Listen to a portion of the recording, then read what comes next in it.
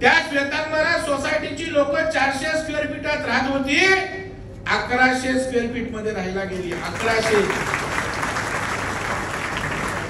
आणि बिल्डर किती देणार होता त्यांना? 750 स्क्वेअर फीट. म्हणजे 700 नंतर असणारे 400 स्क्वेअर फीट बिल्डरच्या घशात जाणार होते. बरोबर आहे की नाही? ते सभासदांनी आपल्या जागा त्या ठिकाणी मोठ्या प्रमाणावर घेण्यासाठी त्याचा आपल्यावर शेअरिंग त्या ठिकाणी करून घेतलं. आणि हे स्वप्न नाही. आपण जाऊन त्या ठिकाणी मुंबईच्या इमारती बघू शकता. सोसायटीची लोक पार्ल्याला आमचे आमदार तिथे पराग आळवणी आहे. नंदादीप सहकारी गृहनिर्माण संस्था त्या ठिकाणी श्रद्धानंद रोडला आहे. किती स्क्वेअर फीटात राहायचे? 360 स्क्वेअर फीटात.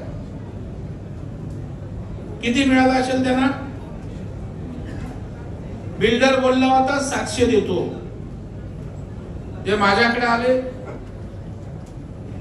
मला म्हटले प्रवीण भाऊ, आम्हाला स्वयंपुनर्विकासात जायचंय, नेमका कसा करायचा, आपण पैसे देणार का? मी आमची स्वयंपुनर्विकासाची टीम त्यांच्या सोसायटीत पाठवली. त्यांचा प्रस्ताव आला. किती मोरे साहेब आपण त्यांना पैसे दिले? 50-60 कोटी. आणि ती इमारती उभी राहिली. 360 स्क्वेअर फीटाची लोक 1400 स्क्वेअर फीटात राहायला गेली. जाऊन बघा त्या ठिकाणी. आणि जेव्हा मी उद्घाटन केलं तेव्हा त्या महिला मला ओवाळत होत्या. तेव्हा त्यांच्या डोळ्यात आनंद अश्रू येत होते. मी म्हणालो, ताई तुम्ही रडताय का? चांगला दिवस आहे. म्हणाले आमच्या आनंद अश्रू आहेत. भाऊ, आम्ही ठरवलं होतं कुठेतरी बाहेर जायचं, लांब विरार पर्यंत, कुठे कसाड्याला, कारण आमचं कुटुंब वाढलंय. जर आपण स्वयंपुनर्विकास केला नसता, 1400 स्क्वेअर फीट जर दिलं नसतं, आमच्या मुला मुलींचे लग्न झाले, मुंबईतनं बाहेर जाण्याशिवाय आम्हाला पर्याय नव्हता. त्या आनंदानं आमच्या डोळ्यातनं पाणी येतंय. हा विजय स्वयंपुनर्विकासाचा, ही ताकद स्वयंपुनर्विकासाची. आणि मग त्या चारकोपच्या कार्यक्रमामध्ये राज्याचे मुख्यमंत्री तर अत्यंत संवेदनशील आहेत. जेव्हा आम्ही उद्घाटन करू, मी आमचे आमदार योगेश सागर सीएम साहेबांच्या गाडीतून चाललो होतो, तेव्हा मला म्हटले प्रवीण, आता स्वयंपुनर्विकास चांगलं गती घेते, परंतु तुम्ही क्लस्टर स्वयंपुनर्विकास करा, समूह स्वयंपुनर्विकास.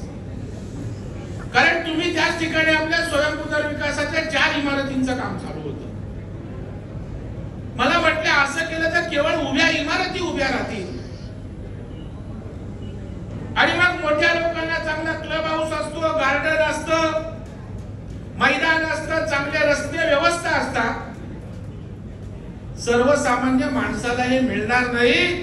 त्याच्यामुळे तुम्ही क्लस्टरचा स्वयंपुनर्विकास करा. 4-5 सोसायट्या एकत्र आल्या, त्यांना एकत्रित करा. 10 सोसायट्या आल्या, त्यांना एकत्रित करा. आणि स्वयंपुनर्विकासाबरोबर त्यांनी समूह स्वयंपुनर्विकास त्या ठिकाणी करायला मला भाग पाडलं.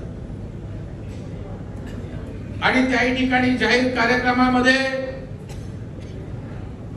एका चावी वाटप समारंभाला 8 ते 10,000 चेअरमन सेक्रेटरी होते. मी याचा उल्लेख एवढ्यासाठी पुन्हा पुन्हा करतोय की लोकांची गरज आहे, लोकांच्या आशा आकांक्षा वाढलेल्या आहेत. आणि तिथे माननीय मुख्यमंत्र्यांनी अजून या ठिकाणी स्वयंपुनर्विकासात तुम्हाला काय हवंय,